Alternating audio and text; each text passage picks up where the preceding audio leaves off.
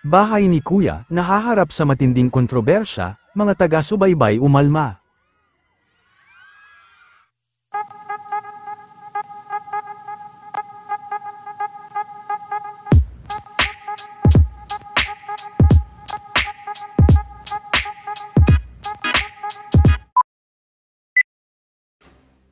Top trending at hanggang ngayon nga ay mainit na pinag-uusapan pa rin, ang latest episode ng Pinoy Big Brother, at ang naging battle at sagutan ng mga housemate, at ang pinaka naging kontrobersyal, ay ang sagutan nila Piang at Jazz kung saan ay apektado rin ang kanilang mga fans.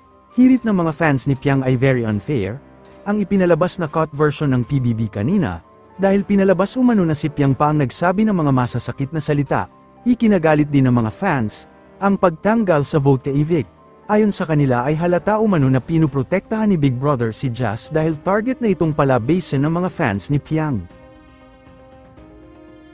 Ayon pa sa mga fans, ay account manager sa Mega Magazine si Jazz kaya malakas ang kapit nito. Ang iba naman ay nagsasabi na pinatigil ang vote to evict para matigil na ang hate comments.